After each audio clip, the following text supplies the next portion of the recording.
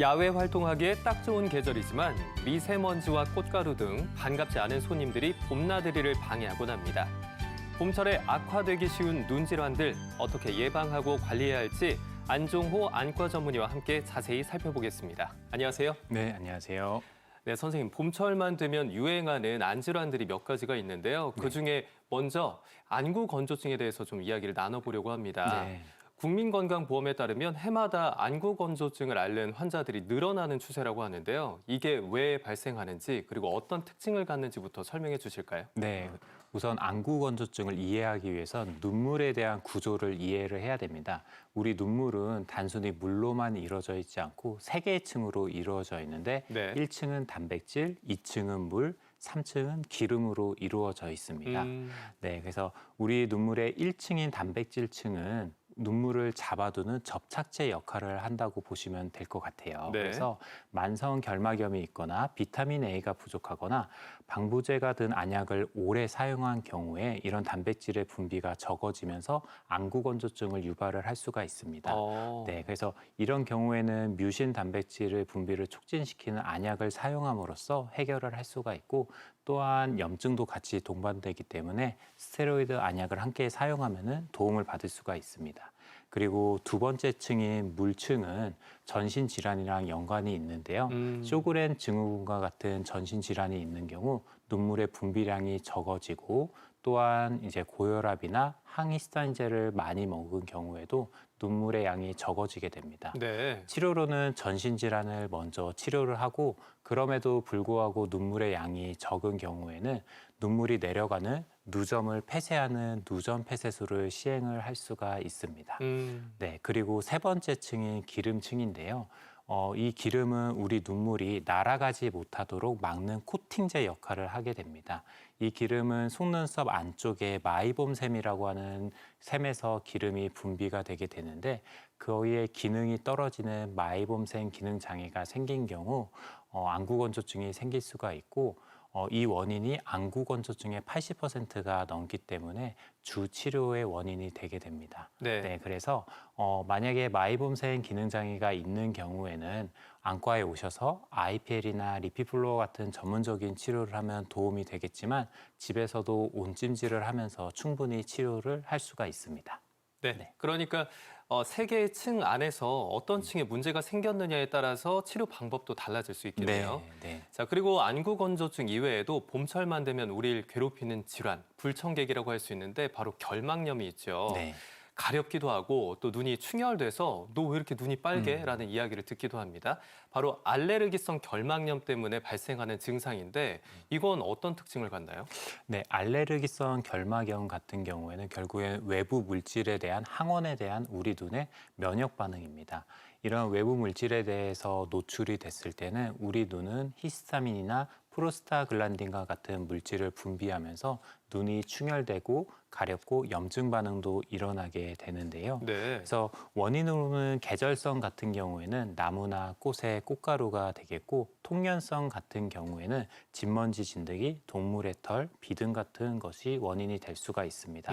이제 본인이 알레르기가 있는데 원인을 모른다면 혈액 검사를 통해서 원인을 쉽게 분석을 할 수가 있고 치료로는 가장 중요한 게 예방입니다. 그래서 알레르기 항원에 대한 노출을 줄이는 게 가장 중요하고 간지럽더라도 비비지 말고 냉찜질을 하는 것이 도움이 되고 그래도 힘들다면은 안약을 쓰는 것도 도움을 받을 수가 있겠습니다. 그렇군요. 네. 제가 어렸을 때 기억을 되짚어보면 친구들이랑 같이 수영장을 갔다 온 다음에 아폴로 눈병이라는 걸 앓는 친구들이 좀 있었는데 네. 그게 유행이 된다라고 들어서 좀 어린 마음에 학교 가기 싫어서 그 친구들이랑 가까이 지내면 옮아서 학교를 가지 않아도 된다. 뭐 네. 이런 얘기까지 했었거든요. 네. 이 아폴로 눈병이라는 것도 결막염의 일종인가요? 네, 맞습니다. 아폴로 눈병은 급성 출혈성 결막염이라고 하는 질환인데 원인은 엔테로 바이러스와 콕사키 바이러스가 되겠습니다. 네. 증상으로는 눈이 새빨갛게 토끼처럼 되는 거고 눈꽃과 통증을 동반을 할 수가 있습니다. 알레르기 결막염과 구분점은 크게 두 가지인데 가려움과 전염성입니다. 알레르기 같은 경우에는 가려워서 너무 힘들지만 남에게는 전파가 되지 않습니다. 네. 반면 아폴로 눈병 같은 경우에는 가렵진 않지만 조금의 통증과 이물감은 있고 전염력은 폭발적입니다. 그래서 특징은 번개와 같은 속도로 이제 병이 진행하기 때문에 잠복기가 8시간에서 이틀 정도로 짧은 걸로 알려져 있습니다. 그래서 오늘은 괜찮았는데 내일 아침에 일어나 보니까 눈이 새빨개졌다면 이 질환을 의심을 할 수가 있습니다. 그래서 전염력이 빠르기 때문에 방역이 가장 중요한데요. 집에서 문고리나 리모컨이나 수건 같은 거를 사용할 때 주의를 요하는 것이 좋습니다. 그래서 이게 번개처럼 전염도 빨리 되고 눈도 새빨개지고 되게 무시무시한 질환 같지만 특별한 후유증을 남기지 않기 때문에 개인 위생만 철저히 하면은 크게 무서워할 필요는 없습니다. 네. 아폴로 눈병에 대해서 자세히 소개를 해주셨는데요. 네. 중간에 이제 전염성이 있다라는 이야기를 해주셨잖아요. 네. 근데 전염성이 있는 또 다른 결막염, 제가 얘기를 들었던 것 중에 하나가 네. 유행성 각결막염이다라는 그런 이름을 제가 전에 들었는데 네. 이게 뭐 눈곱도 끼고 또 충혈도 되고 굉장히 고통스럽다고 들었습니다. 아, 네, 이건 어떤 차이가 있나요? 네. 말씀하신 내용이 다 맞고 아폴로 눈병이 번개라고 하면은 유행성 각결막염은 여러 후유증을 남기는 지독한 태풍과도 같습니다. 그렇군요. 네, 그래서 원인은 아데노바이러스에 의한 결막염인데 보통 2주에서 3주 정도 고생을 하게 되고 아폴로 눈병과 차이점은 유행성 각결막염은 잠복기가 일주일 정도로 매우 깁니다. 그래서 본인도 걸린 줄 모르고 전파되기 때문에 이런 점이 특징을 가지고 있고 증상은 더욱더 무거운데 충혈도 심하고 끈적거리는 눈곱도 많고 임파선이 부어 통증도 심하고 시력 저하를 동반하는 각막 혼탁이 생길 수도 있습니다. 네, 이 유행성 각결막염은 주로 여름철에 많이 퍼진다라고 들었는데 봄철에도 좀 주의할 필요가 있을까요? 네, 맞습니다. 그래서 보통은 이제 여름으로 알려져 있지만 새학기가 시작하는 봄철에 가장 많은 것으로 알려져 있습니다. 네, 결막염도 제때 치료하지 않으면 합병증 때문에 고생한다는 이야기를 많이 들었는데요. 어떤 합병증이 있는지도 궁금하지만 이걸 차단하려면 또 어떤 자세가 필요한지도 함께 짚어주시면 좋을 것 같습니다. 네, 앞서 말씀드린 결막염의 원인은 바이러스입니다. 그래서 이 바이러스를 직접 죽이는 치료는 없고 여러 가지 합병증이 생기지 않도록 관리하는 게 주 치료의 목적입니다. 네, 그래서 안과에서는 두 가지를 집중해서 치료를 하는데 첫 번째로는 가성막이 안 생기는지 그리고 두 번째로는 각막 혼탁이 안 생기는지입니다. 그래서 가성막은 우리 결막에 하얀 막을 끼는 게 가성막이라고 하는데 이 가성막이 생겼을 때 제거하지 않으면은 안구와 눈꺼풀이 달라붙는 유착이 영구적으로 생길 수 있기 때문에 안과에 오셔서 자주자주 제거해 주는 것이 매우 중요합니다. 그리고 두 번째로는 각막 혼탁인데 결막염이라고 해서 결막에만 염증이 있는 게 아니라 각막에도 염증이 생길 수가 있는데 네. 우리 유리창이 뿌옇게 변하고 영구적으로 시력 저하를 남길 수가 있습니다. 아이고. 그렇기 때문에 네. 각막에 염증이 생겼을 때는 스테로이드 안약을 쓰면서 조절을 해서 각막 혼탁이 남지 않도록 하는 게 가장 중요합니다.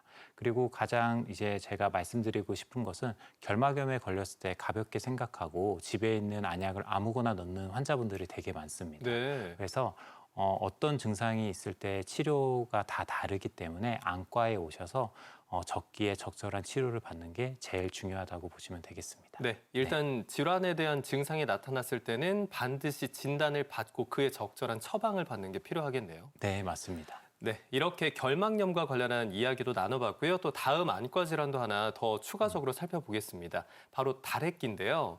저는 이 다래끼가 왜 생기는지 잘 모르겠지만 그냥 주변에서 듣기로는 오래된 화장품 쓰면 생길 수 있다. 뭐 이런 이야기를 전해 들었거든요. 네. 네, 그 말도 맞는 말인데 우리가 다래끼가 생기는 원인이 여러 가지가 있어요. 그래서 보통은 기름샘이 단순히 막혀서 생기는 경우도 있지만 세균이 감염돼서 생기는 세균성도 있습니다. 거기에 맞춰서 이제 우리가 치료도 달라야 되는데 초기에 단순히 기름이 막혔을 때는 온찜질을 함으로써 기름이 배출이 용이해지고 그러면서 치료를 할 수가 있는데 세균이 감염된 경우에는 염증이 생기고 세균이 활발히 증식을 하면서 이럴 때는 온찜질을 하면 안 되고 안과에 오셔서 먹는 약을 복용하시고 안약도 잘 쓰셔야 됩니다. 근데 그럼에도 불구하고 염증이 더 번지는 경우에는 안과에서 절개 및 배농술이나 염증 주사를 맞는 수술적인 치료가 필요할 수도 있겠습니다. 네, 그러면 발전 단계에 따라서 또 치료 방법도 달라진다라고 네. 이해하면 되겠는데요. 자, 이렇게 안과 질환 여러 가지 살펴보고 있는데 생활 습관 차이 때문일까요? 남녀에 따라서 또 앓게 되는 안과 질환이 달라진다고 하는데 이게 성별에 따른 차이가 있나요? 네, 성별의 차이도 명확히 있는데 우리 안과 질환 중에 가장 이제 흔한 게 안구 건조증인데 안구 건조증의 60에서 70%가 여자 환자로 이루어져 있습니다. 아, 여성이 더 많군요. 네, 그래서 이 여성이 많은 이유는 여러 가지가 있는데 첫 번째로는 호르몬 변화입니다. 음, 그래서 우리 눈 주변에 마이봄샘에서 기름을 원활히 잘 나와야 되는데 이 나오는 원동력은 호르몬입니다. 네, 호르몬이 떨어지는 이제 중년의 여성 같은 경우에는 이 공장 가동률이 떨어지면서 기름이 잘 안 나와서 안구 건조증이 생길 수가 있고요. 네, 그리고 두 번째로는 생활 습관입니다. 아까 말씀드렸듯이 화장품을 눈에 쓴다든지 그리고 컨택트 렌즈를 낀다든지 그랬을 때도 안구 건조증이 생길 수가 있겠습니다. 네. 그리고 세 번째로는 이제 안구 건조증을 유발시키는 자가 면역 질환 자체도 여성에서 높기 때문에 이런 여러 가지 복합적인 원인에 의해서 여성에서 안구 건조증이 훨씬 더 높습니다. 네, 네. 이렇게 남녀 간의 차이도 확인을 해봤는데 특히 어린아이들을 둔 부모님들 같은 경우에는 우리 아이들 눈 건강 걱정 많이 되잖아요. 네. 이런 새학기, 학기 초일 경우에 학교 갔다가 질환에 감염돼서 오는 거 아닌가 걱정도 더 많이 되실 텐데 새학기를 맞아서 주의해야 될 점이 있다면 뭐가 있을까요? 네. 그래서 우리 아이들 중에서 이제 가장 중요한 요소는 뭐냐면 시력 발달입니다. 네. 그래서 보통은 우리 눈이 9세에서 10세까지 시력이 발달하기 때문에 이 기간이 매우 중요한데 아이들은 잘 안 보이면은 표현을 할 것 같지만 아이들은 원래 세상이 뿌옇다고 느끼기 때문에 네. 우리 아이들이 표현을 안 할 수가 있습니다. 그래서 부모로서 아이들의 행동을 보고 판단을 해야 되는데 첫 번째로는 이제 아이의 집중력이 좀 달라진 경우가 있습니다. 그래서 원래 집중을 잘하던 아이가 수업을 할 때 집중을 못 한다든지 그럴 때는 시력이 떨어져서 잘 안 보이기 때문에 집중력의 변화가 있을 가능성이 있습니다. 그래서 이런 모습을 보인다면 안과 진료를 받아보시는 게 좋고 두 번째로는 보는 자세입니다. 그래서 눈을 찡그려 본다든지 옆으로 본다든지 하는 경우에는 사시나 난시가 있은 경우가 있기 때문에 이런 경우에도 안과에서 진료를 받아보시는 게 좋습니다. 그래서 이 두 가지 모두 골든타임이 있기 때문에 우리가 어렸을 때 이런 증상을 느끼신다면 안과에 오셔서 바로 검진을 받아보시는 게 좋습니다. 네. 저도 선생님 설명을 듣다 보니까 가장 후회되는 게 제가 한 8살, 9살 그쯤에 네. 안경을 너무 끼고 싶어서 네. 일부러 텔레비전 가까이 앉아서 TV를 보면 안경을 낄 수 있지 않을까. 뭐 이런 생각에 난 시력이 떨어졌으면 좋겠다. 그런 생각까지 했는데 나이 들어서 생각해 보니까 건강한 눈이 굉장히 중요하고 또 네. 소중한 자산이잖아요. 네. 아마 부모님들의 역할이 굉장히 중요하지 않을까 싶습니다. 네. 자, 요즘에는 남녀노소 할 것 없이 스마트폰을 워낙 많이 보다 보니까 그에 따른 또 2차적인 질환으로 연결이 된다고 하는데 네. 저도 생소한 용어예요. 오늘 방송을 준비하면서 처음 들은 이 VDT 증후군이라는 게 있다는데요. 네. 이게 뭔지부터 좀 설명해 주실까요? 네, 그래서 비주얼 디스플레이 터미널이라고 하는 질환인데 우리가 스마트 기기를 장시간 사용할 때 손목이나 목 그리고 눈에 이런 질환이 생기는 현대병을 통틀어서 말을 합니다. 네. 그래서 이런 디지털 기기의 과부하인 상태가 눈에도 영향을 미치게 되는데 크게 영향을 미치는 게 두 가지입니다. 그래서 우리가 평상시에 눈을 많이 깜빡깜빡 거릴 때 기름이 왕성히 분비가 돼야 되는데 스마트 기기를 볼 때는 눈을 거의 깜빡이지 않지 않습니까? 아, 집중하느라고 맞아요. 오히려 눈을 깜빡임이 줄어드는군요. 네네네. 그래서 그럴 경우에는 기름이 배출되지 못하고 거기서 굳음으로써 안구 건조증이나 마이봄샘 기능 장애와 같은 질환이 생길 수가 있습니다. 네, 또한 우리가 스마트 기기는 가까이서 보잖아요. 네. 그래서 멀리 볼 때는 우리 눈에 있는 근육이 쉬어주지만 가까이 볼 때는 우리 눈에 조절 근육이 계속 일을 하고 있기 때문에 오래 보면 오래 볼수록 우리 눈이 계속 아령을 들고 있는 상태라고 보시면 될 것 같아요. 그렇군요. 네, 그래서 우리가 가까이를 오래 보는 젊은 사람들도 노안이 좀 쉽게 올 수가 있는 상태가 됩니다. 네. 네.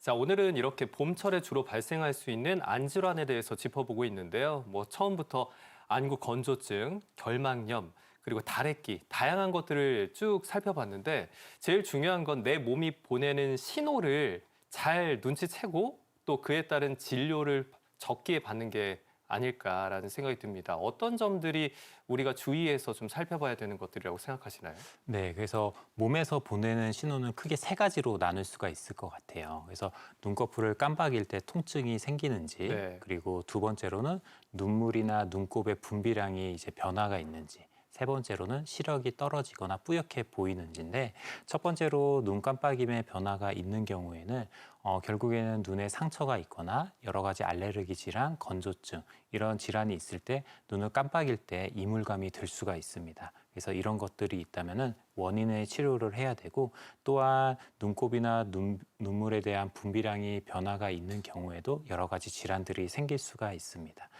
건조증이 생겼을 때 눈물이 되게 부족할 거라고 생각되지만 오히려 눈물이 왈칵 쏟아지는 역설적인 상황도 나타날 수가 있겠습니다. 오, 그렇군요. 네. 네.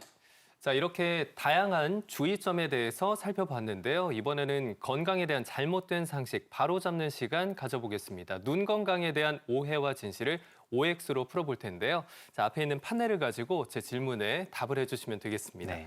첫 번째 질문입니다. 눈을 자주 씻어주면 좋다. 네, 정답은 X입니다. 아닌가요? 예. 그래서 우리 눈물은 여러 가지 성분으로 되어 있는 천연 보호막입니다. 그래서 물로 눈을 계속 씻어주면은 그 성분들이 희석되기 때문에 오히려 눈에는 좋지는 않습니다. 네, 그렇군요. 네. 자, 그러면 안약을 넣고 눈을 여러 번 깜빡이는 게 좋을까요? 네, 정답은 X입니다.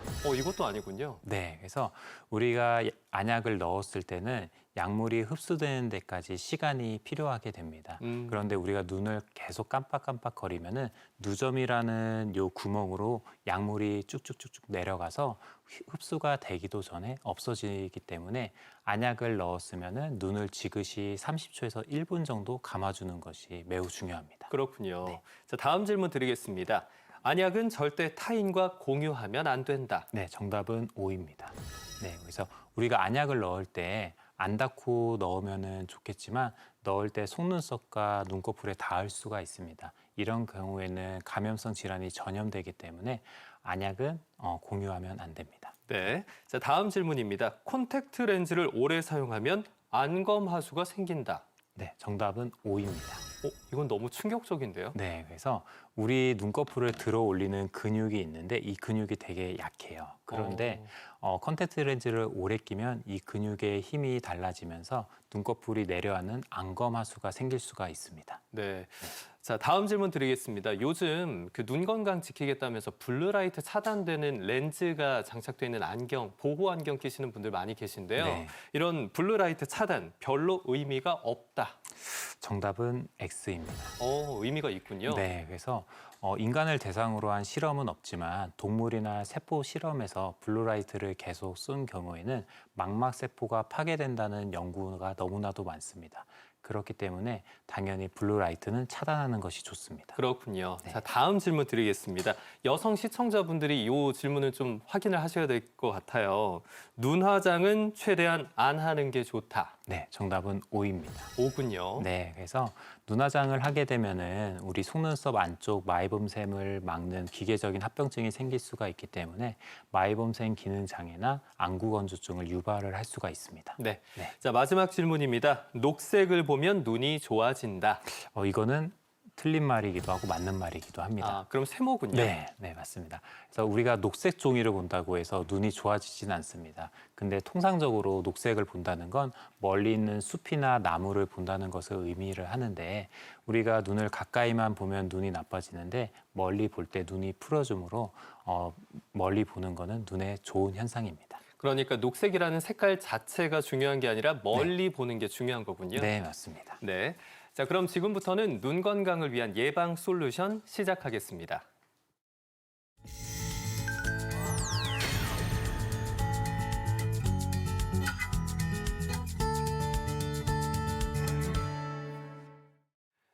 네, 선생님. 평소에 눈 건강을 위해서 우리가 할 수 있는 운동이 있을지도 궁금합니다. 네, 그래서 저희가 스마트 기기를 많이 쓸 때는 눈동자가 거의 고정되어 있기 때문에 다른 근육을 안 쓰게 됩니다. 네. 그래서 눈동자를 상하 좌우로 움직여주면은 안 쓰던 근육도 쓰고 혈액순환도 좋기 때문에 눈을 상하 좌우로 움직이는 게 좋고요. 그리고 스마트 기기를 쓸 때는 기름이 아까 안 나오고 눈의 깜빡이 횟수가 적어지지 않습니까? 그래서 네. 기름이 굳을 수가 있어서 눈을 따뜻하게 하는 것이 매우 중요해서 이렇게 손을 따뜻하게 해서 눈을 지그시 눌러주면 도움을 받을 수가 있고 손을 좀 비비면 따뜻해지니까 그러고 나서 네, 올려놓으면 맞습니다. 되나요? 네, 그런 방법도 있고 네. 아니면은 찜질팩을 이용해서 따뜻하게 하는 음. 방법도 있습니다. 네. 그래서 기름을 녹였다면은 눈을 지그시 눌러주는 습관을 가지시면은 안에 있던 기름이 배출이 되면서 건조증을 조금 예방을 할 수가 있습니다. 네, 이렇게 설명을 해주셨는데 저도 예전에 눈 건강 지켜보겠다고 눈을 감고 이렇게 눈동자를 좌우 위아래로 막 움직였더니 사무실에서 지나가던 동료분이 너무 무섭다고 없는 데서 보이지 않는 데서 해라 네. 이런 얘기를 하더라고요. 네. 근데 지금 요 이야기를 듣다 보니까 오늘부터 다시 시작을 해봐야겠다라는 네. 생각이 듭니다. 네. 자, 이렇게 운동법도 알아봤고요. 자, 항상 건강 365 시간이면 늘 의사 선생님들께 여쭤보는 게 그러면 건강을 위해서 우리가 꼭 챙겨야 될 식단 어떤 음식이 좋습니까? 라고 질문을 드리는데 그때마다 그냥 균형 잡히게 잘 드세요라고 이야기를 하시더라고요. 네. 자, 그런데 또 반대로 그럼 해로운 음식은 뭘까요? 라고 하면 명확하게 알려주시기 때문에 오늘 질문은 눈 건강에 안 좋은 음식은 뭘까요?를 한번 제가 여쭤보겠습니다. 네. 그래서 우리 눈에서 가장 위험한 질환이 당뇨망막병증입니다. 네. 그래서 당뇨가 있는 환자들에서 실명이 되게 많이 되게 되는데 뭐 설탕이나 밀가루와 같은 정제된 탄수화물을 많이 드시는 경우에 당뇨의 유병률이 올라가서 눈의 건강에 안 좋기 때문에 이런 음식은 금지하면은 좋을 것 같고요. 그래서 두 번째로는 트랜스 지방과 이제 포화 지방을 과다 복용하는 건데 이런 지방을 먹었을 때는 지방의 녹는 점이 상승을 해서 기름이 굳게 됩니다. 이로써 건조증이 조금 생길 수가 있고요. 세 번째로는 과도한 카페인과 알코올을 복용하는 경우인데 이런 경우에 이뇨작용이 활발히 되면서 건조증을 유발할 수가 있겠습니다. 그렇군요. 네. 자, 이렇게 식습관에 대한 이야기도 나눠봤고요. 이번 시간 마지막으로 평소 눈 건강을 위해서 좀 지켜야 될 일상의 수칙 이야기를 해주시면 좋을 것 같은데요. 지난번 출연하셔서 20, 20, 20 운동에 대해서도 알려주셨는데 네. 이 운동과 더불어서 또 추가적으로 봄철 눈 건강 지킬 수 있는 수칙 함께 좀 전해주신다면요. 네. 제가 오늘 알레르기 결막염, 다래끼, 건조증 여러 가지를 말씀을 드렸는데 이 질환의 대부분은 눈꺼풀이랑 연관이 있습니다. 네. 그래서 눈꺼풀을 잘 세정하는 게 매우 중요한데 전문적으로 눈꺼풀을 세정하는 그런 제품들이 많이 나와 있습니다. 그래서 우리가 손발만 잘 닦을 게 아니라 눈 주변을 이런 세정제로 닦는다면은 여러 가지 질환을 치료하고 예방을 할 수가 있겠습니다. 네. 네. 자, 이렇게 생활 수칙 잘 지키셔서 눈 건강 꼭 챙기셔야겠습니다. 사소한 변화와 증상이라도 가볍게 여기지 않는 것, 그것이 건강을 지키는 첫걸음입니다. 오늘 전해드린 봄철 눈 건강 관리법 잘 기억하시면서 선명하고 맑은 눈으로 이 봄을 즐길 수 있길 바라겠습니다. 지금까지 안종호 안과 전문의와 함께했습니다. 오늘 말씀 고맙습니다. 네, 감사합니다. 네, 다음 시간에는 나이 들어가는 뇌로 인한 질환이죠. 파킨슨병과 치매에 대해 살펴보겠습니다. 관련해서 궁금한 사항을 건강365 코너 댓글란에 달아주시면 전문의와 함께 자세히 소개해드리겠습니다. 다음 시간에도 많은 기대 부탁드립니다.